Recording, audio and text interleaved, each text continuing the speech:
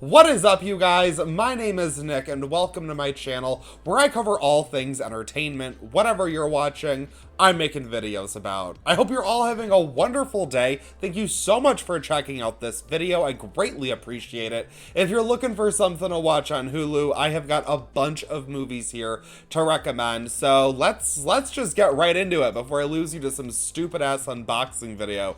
First up is Wild Rose. This drama from Scotland stars Jessie Buckley as a troubled young woman fresh out of jail. She's got 2 kids she's barely raising, and she has a dream of being a country star in Nashville.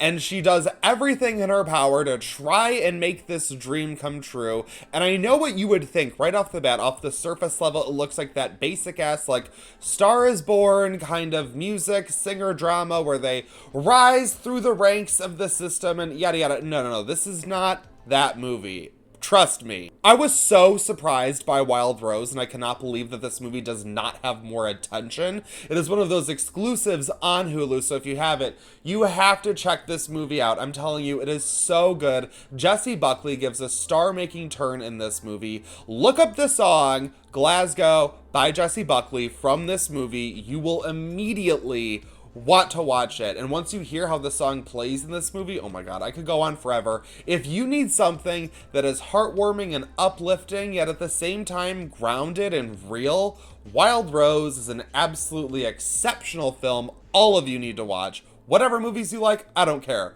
You gotta watch Wild Rose. Next up is Sea Fever, an aquatic ecological horror film that follows a marine biology student who goes out on a fishing boat to complete an activity in order to get her degree, and from there, the boat is infected with this bacteria from this mysterious creature in the water, and from there, shit hits the fan.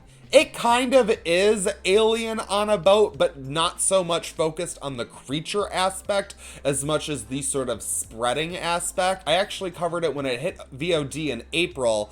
That review, it's pre-microphone, so it's pretty bad, but I could use the views. If you're looking for something fresh and science-y with thrills, Sea Fever is a pretty interesting movie. Just don't expect a lot of action. Next up is Rabbit Hole, starring Nicole Kidman and Aaron Eckhart as a couple who are dealing with the loss of their child, which is extremely depressing and heavy. I know. I'll be really fast with this one because I'm sure a lot of people want some more escapism as opposed to something to add on to our already collective depression. I hear you, but I just have to say, because I noticed that this was on Hulu, this is an absolutely fantastic drama. I remember going to watch it back when it came out and initially thought that it was just some Oscar bait bullshit, but I have to tell you, this movie is real damn good. It is so much better than I would have expected. If you can manage to get into it and you can kind of like put it all aside and deal with something that is just very, very sad, this is a very well explored and well done movie that handles that subject matter in a very respectful and grounded way. Okay, let's be a little less depressing and a little sexier. Beach Rats is one of the most underseen movies from the 2010s that I absolutely love and highly encourage everyone to check out. This one follows some typical young punk who happens to be in the closet, and he spends his days running around with his friends trying to maintain his straight persona while at night sneaking off to hook up with men. On some level, I'm sure like this sounds like some sort of typical coming out gay story, but it is something different. It is so real and raw, and it borders on something of a thriller in the way that it captures the emotions that this man goes through trying to understand himself. I think this movie is absolutely beautiful. I would say it just kind of plays out the scenes and lets you absorb it, but this is a really fantastic character study of a movie, which I always love. Plus full frontal nudity. Did I sell it to you? All right, now we're getting into the fun stuff. Next up is Booksmart, one of the best teen comedies of the 2010s. If you didn't catch this movie already,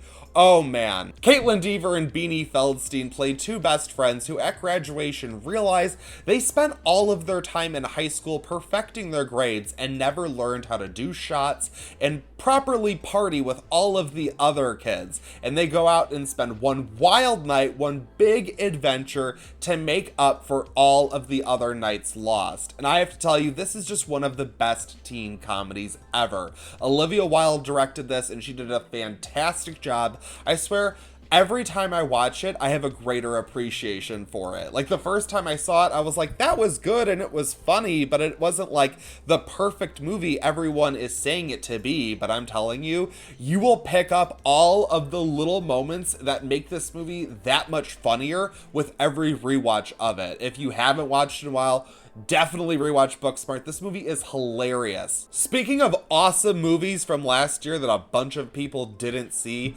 Apollo 11 is a documentary that uses a whole bunch of archival footage to recreate the moon landing of 1969. I remember seeing this in theaters and I honestly felt like I was transported to the moon and back, and I was barely even that high. The editing of this movie is exceptional, the way that it uses all of this old school footage and doesn't just make it look good again, but the way that it's put together to really feel like you're watching this event play out. There is one sequence when they're actually landing on the moon where you know what's gonna happen, but it feels so thrilling because it's just so well done.